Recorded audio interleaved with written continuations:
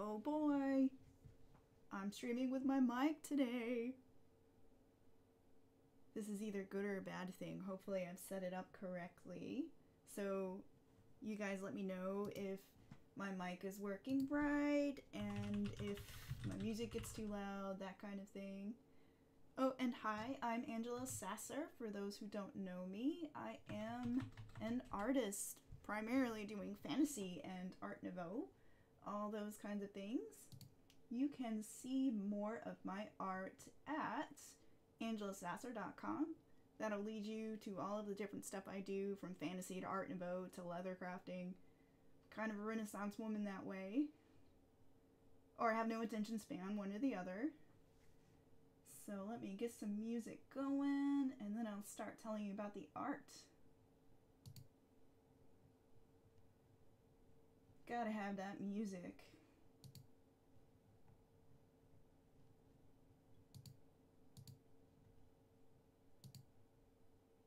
So today I will be drawing this lovely lady right here. She is a monk from D&D for one of my Patreon patrons, and her name is Mako.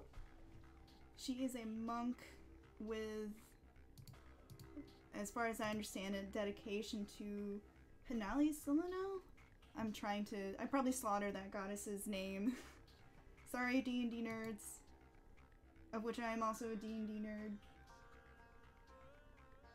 So today I've started with a quick sketch of her. And so the quick sketch actually came from a stock base here from TJ Stock on DeviantArt. I loved the diagonals in this pose and the motion of it. Sometimes you have a good reference pose to start off with, sometimes you don't. And I got lucky enough that there was a really cool reference piece that I had to start off with. And that's where the quick sketch came in, to get that base anatomy down. Oh hey, there's a person! Hello, Sam! Always good to see you. So, starting out with that basic sketch to get the anatomy down, but also adding more muscle definition to the biceps, the shoulders, and the back, since this is a more muscular warrior, monk-type character. And then the next sketch layer is the clothing. So that's where I start out at. Just a basic gesture to keep going, or to get those basics in there. And now we're just going to draw for an hour and see how far we get. So, woohoo! Let the hour begin. I'm gonna set my timer, because if I don't set a timer, I will just draw and draw forever.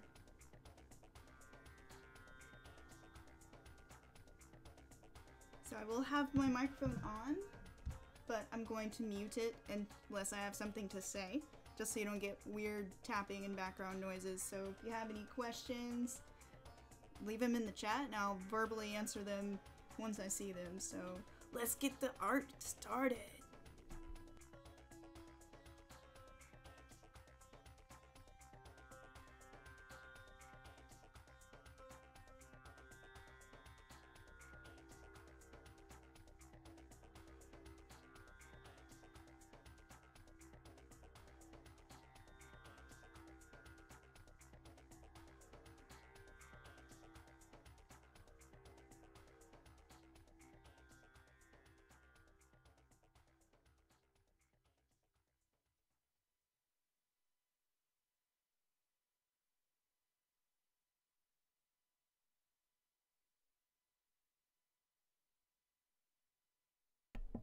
I always like to start off by blocking in the main shapes, so that's what I'm going to do first. And I just use a hard round most of the time to do this. Just a default brush. It's just the easiest way to get the shapes laid in quickly.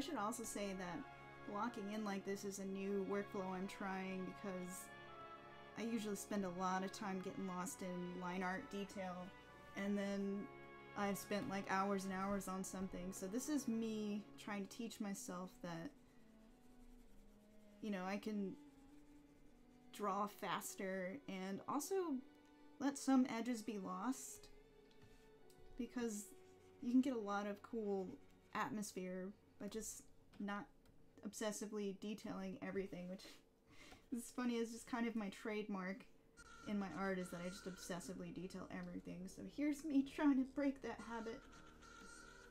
Let's see if I can do it, y'all. I can do it.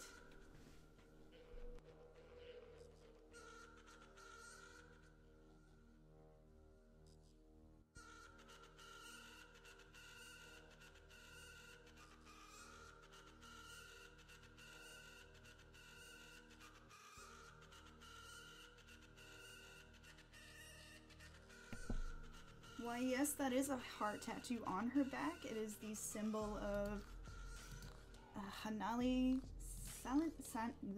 okay, someone's just gonna have to come in and teach me how to say this goddess's name, because I just can't do it. But this is her symbol, and the character was described as having this on her back. So that, of course, knowing that this character had a badass tattoo, I had to do a picture showing that tattoo off. So the heart will be less cartoon heart once I get around to the symbol. That'll be fun.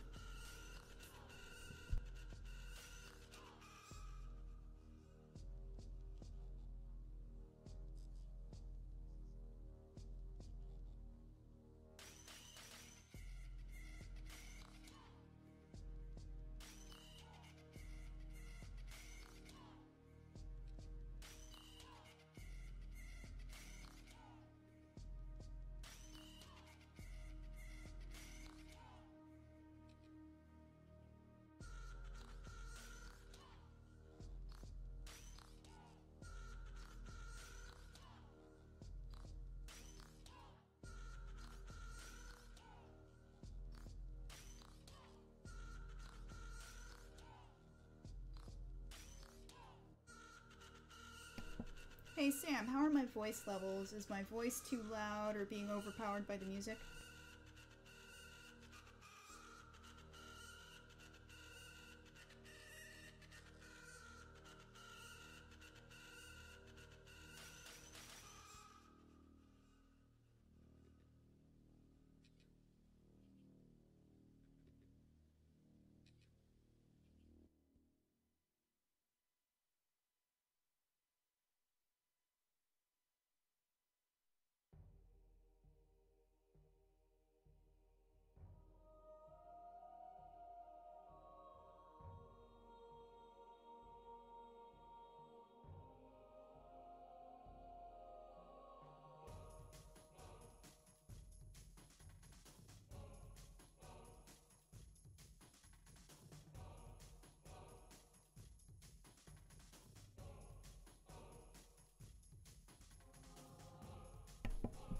There, I gave my voice a little boost, so hopefully it is not too loud now.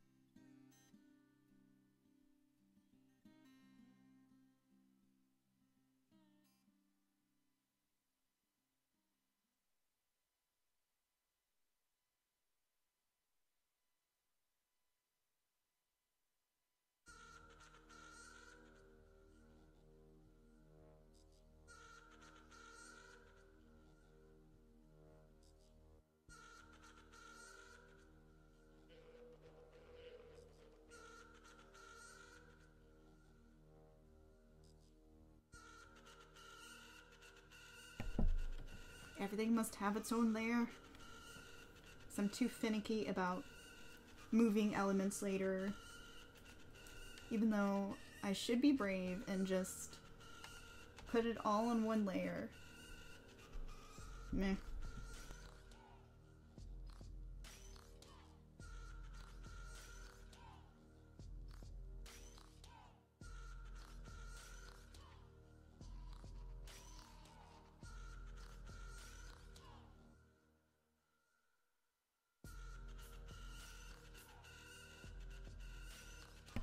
So I think actually if you can put everything on all in one layer and accept your mistakes as they happen, it actually lends a more painterliness to your work because it makes everything, like, you keep your mistakes and your brush work and all of that.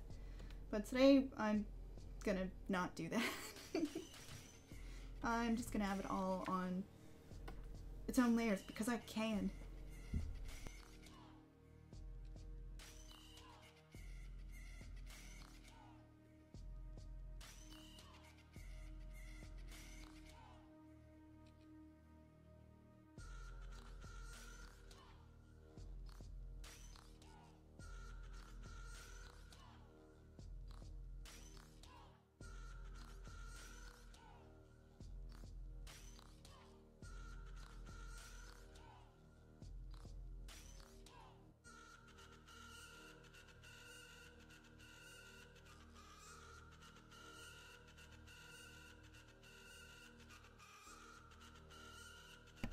Oh, and I'm working on a gray layer today.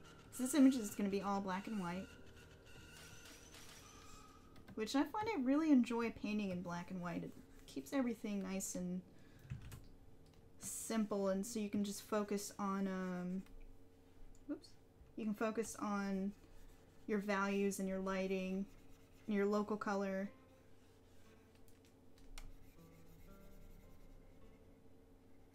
So it's kind of enjoyable to just focus on those elements.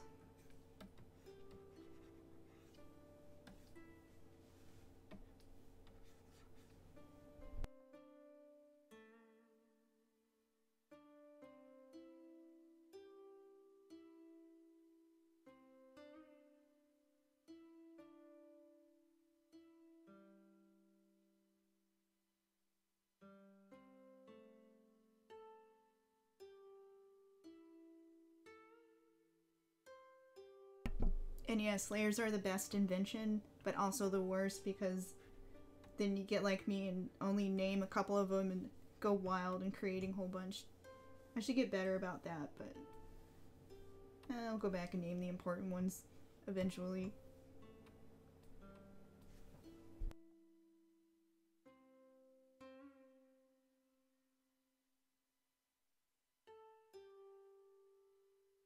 Oh, and you see me going over the lines at the bottom, but it's not a big deal because I can just clip that all to my card-shaped layer, which is here. So it's all good. That's another thing about layers, is it lets you be sloppy and quick. That's why I like to just create layers pretty quickly, because I don't have a lot of time to do these sketches. So I'm just like going pretty fast.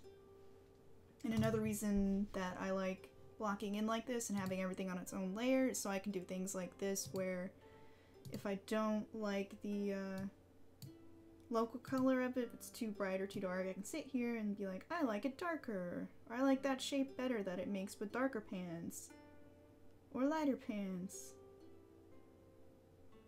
So it's nice to be able to have everything on its own layer and control all of the elements.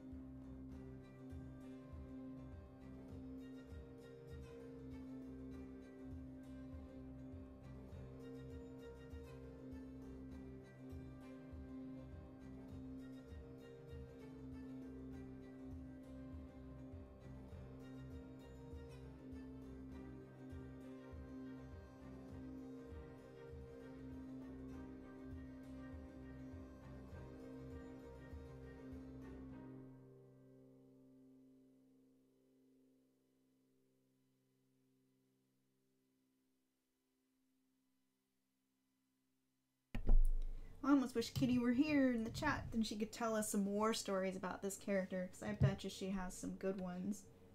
She just looks like such a badass.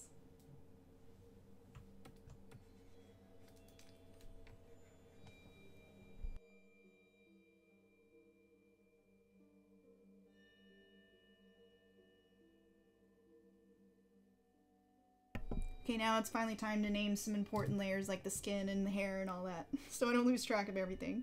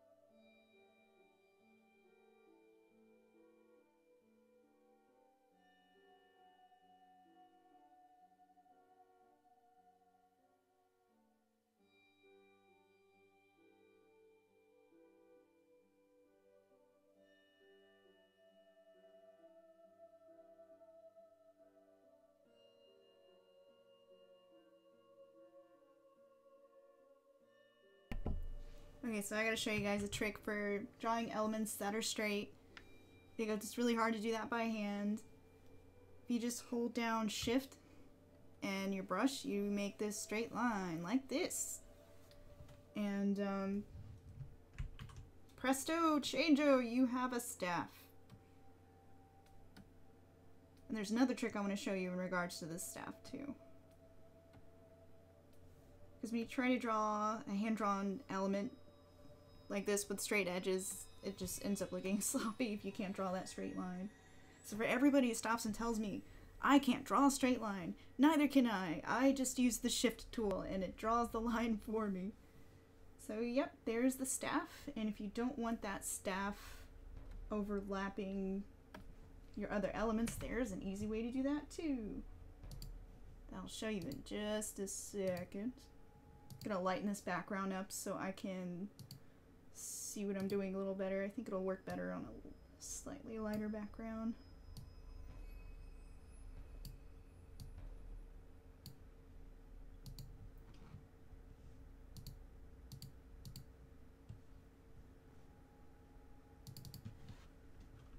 So for the stuff,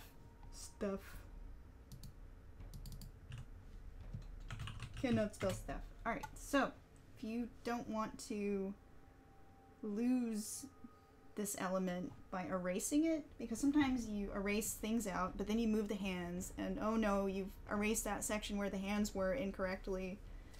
Yeah, you can just do a layer mask.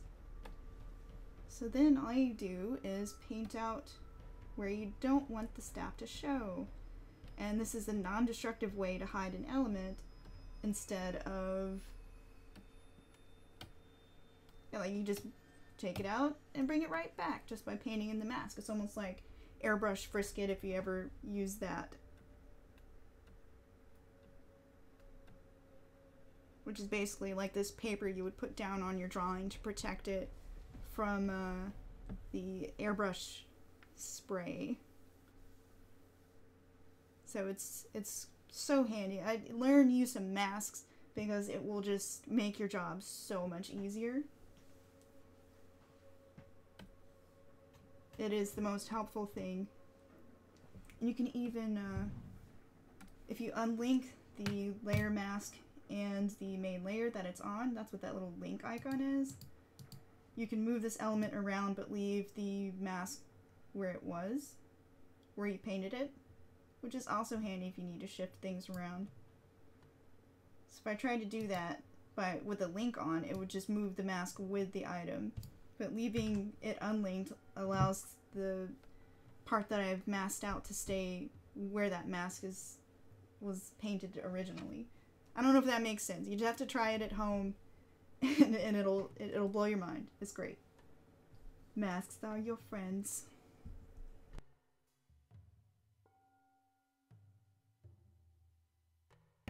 Okay, so now that the major elements are blocked in, this is where I start to drop out the outlines a little.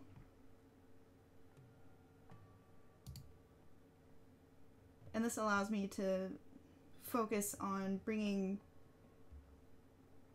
the values in and bringing some form to these flat shapes instead of relying on the lines to do all that for me.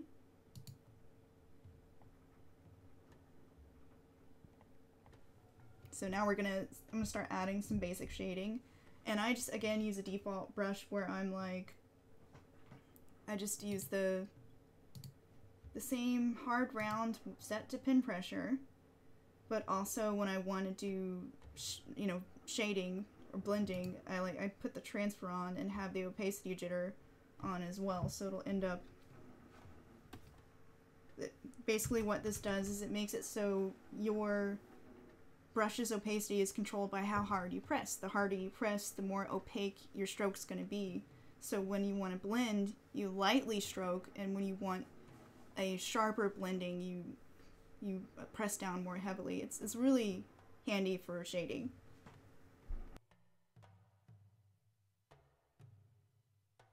Oh, and another reason that it's nice to isolate these layers is because now I can come back in and lock the transparency if I just want to blend an element by itself. So like for the skin, I can just lock the transparent parts and it'll just let me draw where the skin is like that, instead of like having to sit there and figure out how I'm going to do this. But I'm actually experimenting today. I wanted to try and do shading with adjustment layers instead. So we're going to try that and see how it works. But actually I wanted to bring in some lines, some of the important lines back in, so she's not so flat. So I've locked the skin layer, so I can come back in here and bring in the most important lines and the deepest shadows.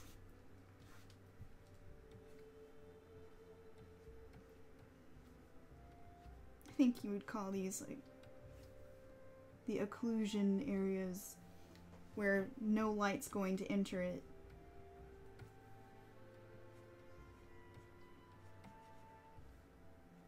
And also just artistically adding lines in that help define shape. Because sometimes even if a shadow or a line wouldn't be there, it just looks better if it is. It's just part of the stylization. So I'm hoping that when I drop out the lines completely, that it ends up looking pretty good without them. Like, I don't have to rely on those lines as much anymore.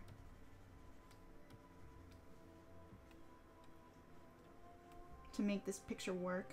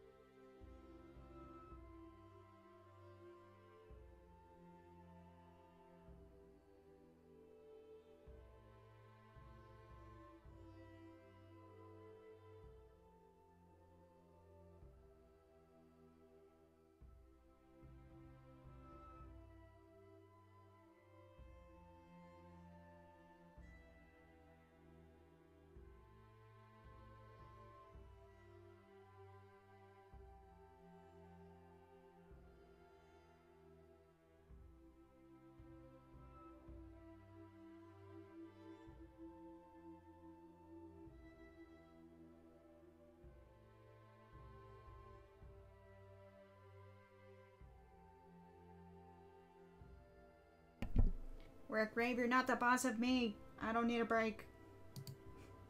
I can't turn it off.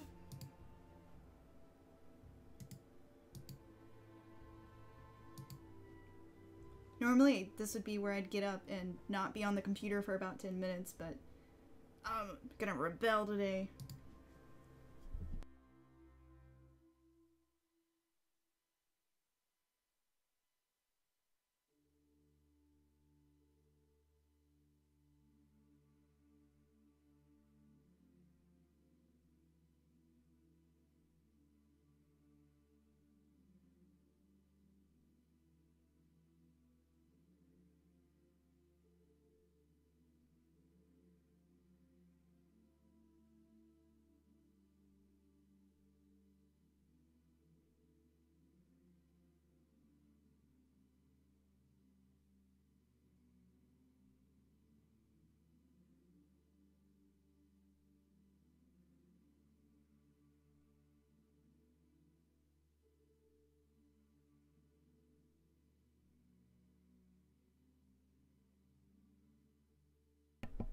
Sometimes I actually like to leave the sketch layers in and kind of merge them down into the base layers and just paint them in. Or just leave a little shadow of them in. It adds a nice kind of hand-drawn touch to your work, but we're going to work without them for now. Or like just have them lightly showing as guidelines.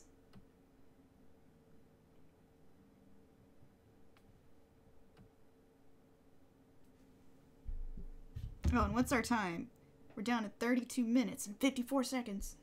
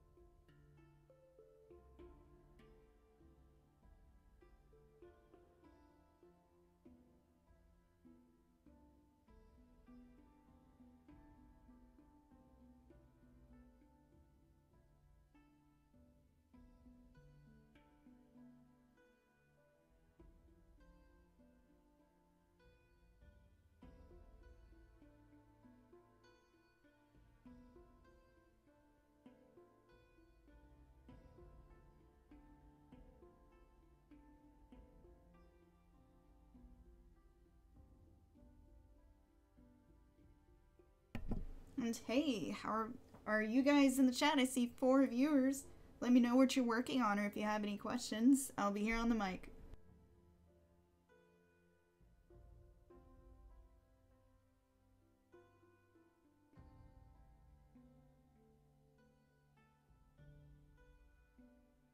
Oh, and feel special because if you're all on Twitch, you will have officially helped me gain partner status because I just need 3 viewers in order to reach partner status right now, or to be eligible for it. So thank you for people who tuned in today.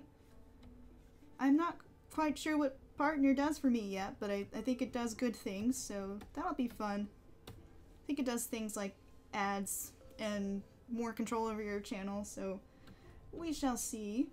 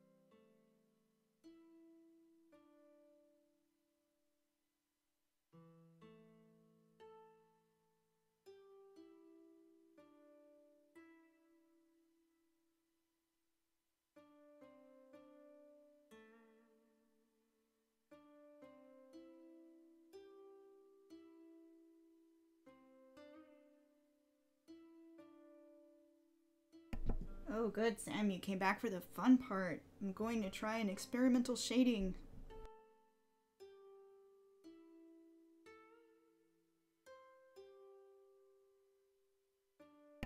Oh, and trick for hair, you'll notice that when you have a hard brush blocking on hair, it just makes it look like super greasy and unnatural, and like it doesn't look good. So with this blocky approach, I like to come back in with the brush set back on with the transfer on the opacity jitter, because then you can come back and add more wispiness to the hair. It makes it feel a little more natural and a little less plastic and globby.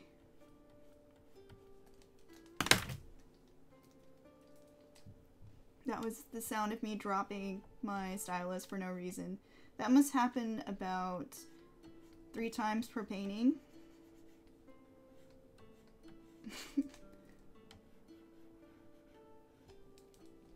And with luck, I'll be able to get to refining the face and the tattoo, because that's like the whole reason I chose this angle was for the face and tattoo. But I got time. 25 minutes. I can do this.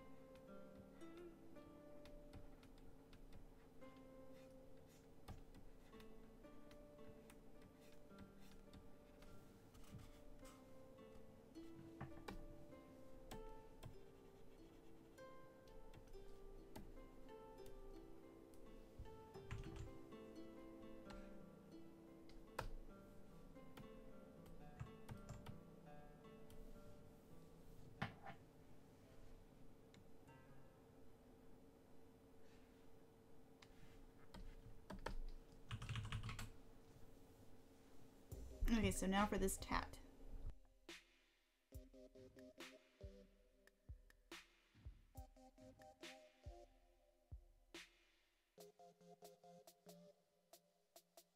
All of my muscle back reps. There we go.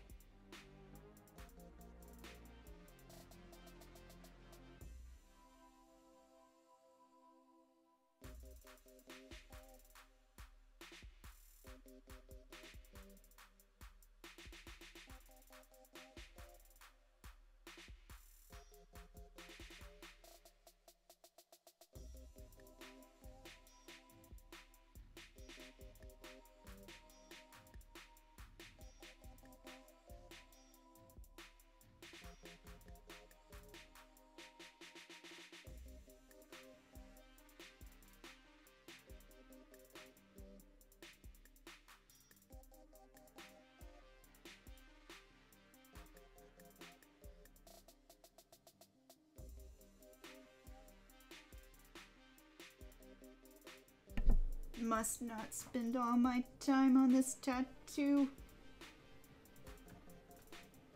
But it's so pretty. Actually saw other versions of the heart of Hanali, and they were mostly plain and kind of like sort of janky looking if you ask me. So I like this more decorative take on the heart. But of course, you know me and details, but when I can add more details, I try to. So there's her tattoo. Very first try at her tattoo. I can actually see other variations of this that are more like henna line work instead of like a solid heart like this, but this is a first good take. Yeah, first good take on it. We'll see how the creator of the character likes it. Oh, and now we can finally get to a little bit of shading. The experimental shading I wanted to try, which was to use adjustment layers to shade. But actually I'm going to obsess over the skin for a little longer first.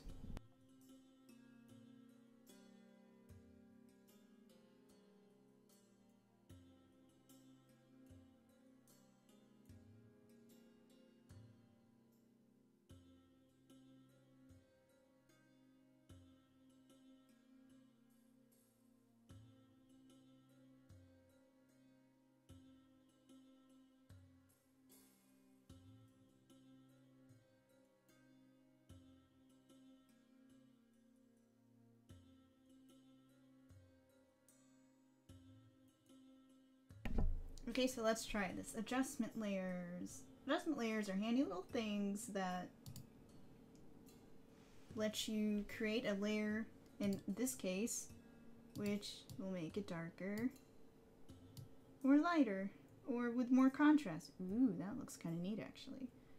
But anyways, in this case, I'm just going to use it to paint shadow. And again, I'm going to use a mask. So we're just going to mask in the shadow where we want shadow. So I will show you. And using the opacity, sorry, my brain cannot multitask when doing settings. So changing the transfer settings also applies to masking in layers as well. So that opacity, there we go, see. I can make it a bit softer by drawing more lightly. So the advantage of doing it this way, I'm hoping anyways, is that I can sit here and add shadows in all elements at once, so I can make one broad stroke rather than isolating each layer like I've done in the past and having to sit there and work layer by layer. So this lets me focus on the big picture.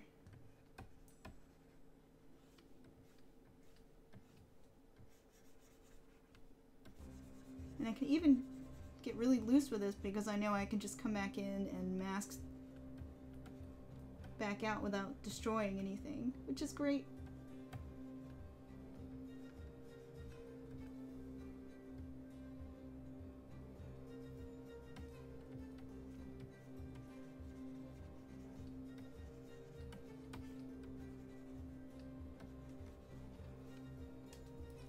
And I can even clip this layer to just the layers that I've worked on already. If I wanted to be clever. That way I don't have to worry about going outside of the lines here, but we're just gonna work as is right now. Just playing around, experimenting with new methods, which is something I enjoy doing with these Patreon sketches. You guys keep me on my toes and keep me experimenting with things.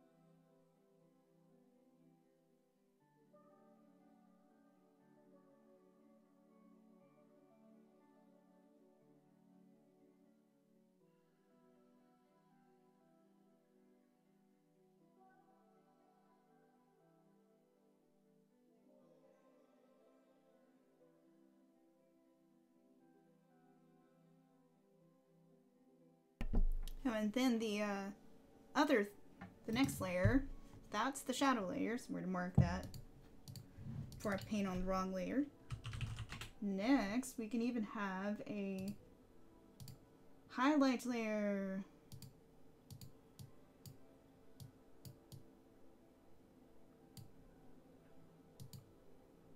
And this is good for painting in tricky shadows. And let's say I wanted a shadow that was falling across, or I'm sorry, a highlight that was falling across her eyes or something. I could, like she's behind some blinds or something. It's an easier way to add that kind of focused highlight or cast shadows and highlights.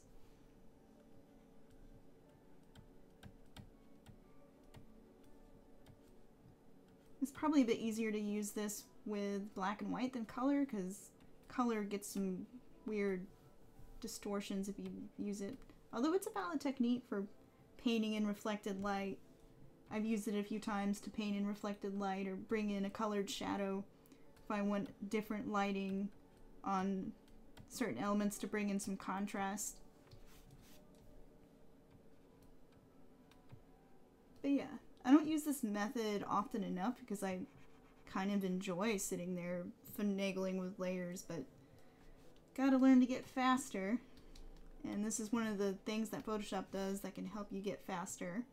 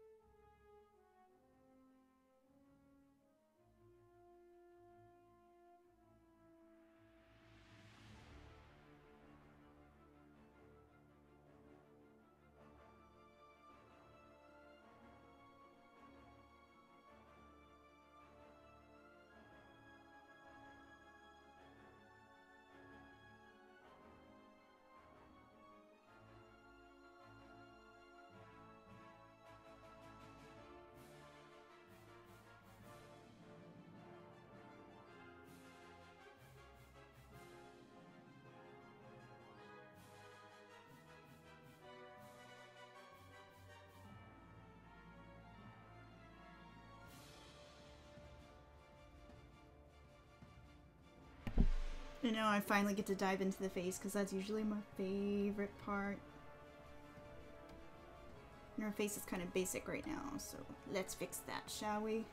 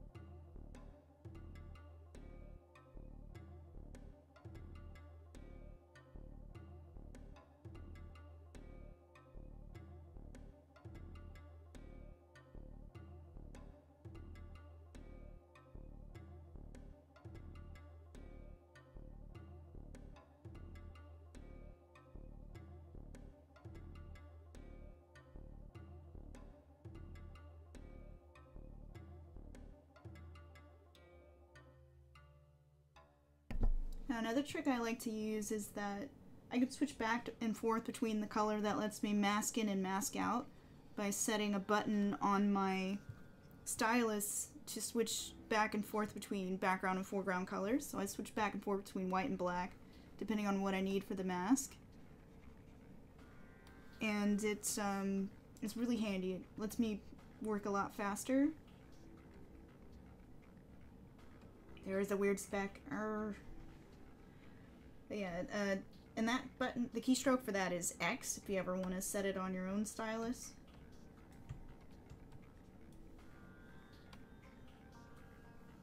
So it's super helpful if you use masks a lot like I do.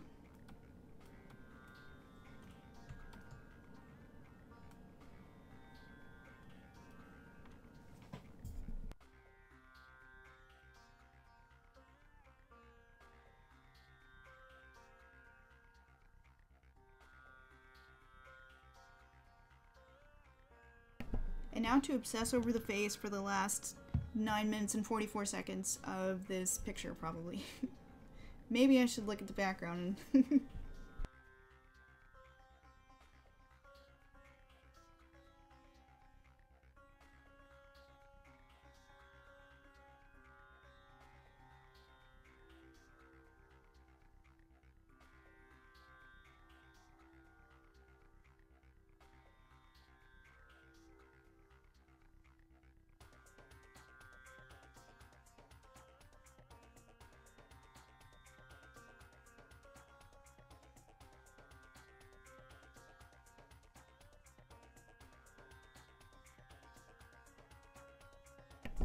Never underestimate the power of some strong verticals.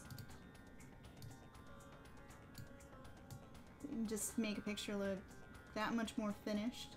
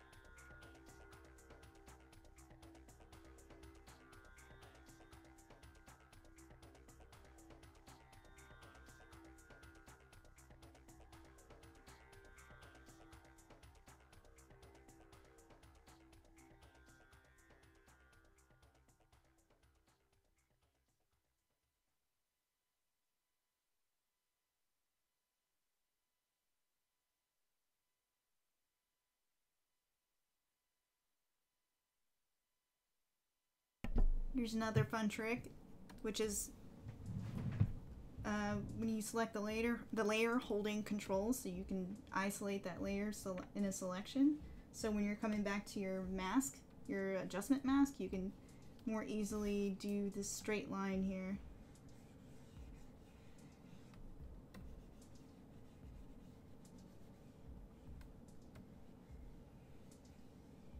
And if you don't like the distraction of the crawling ant lines, as they're called, you can sit here and Control H and turn them off, but still keep your selection, which is also handy.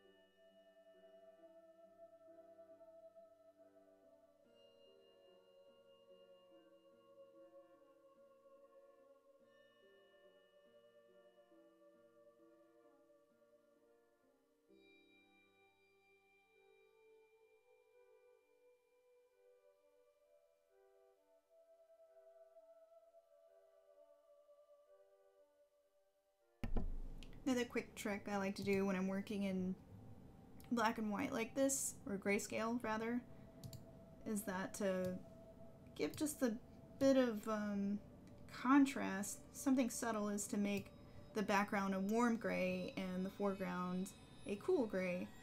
And that just helps things look a little more visually interesting to our eye. Like, we're not processing all the same gray value, and it just gives it a little more depth too. Depth and visual interest. And I've got 36 seconds left, and I'd say for a quick sketch I did okay. For experimental method that we tried today. So without the adjustment layers it looks like this. With the layers it looks like this. I like it.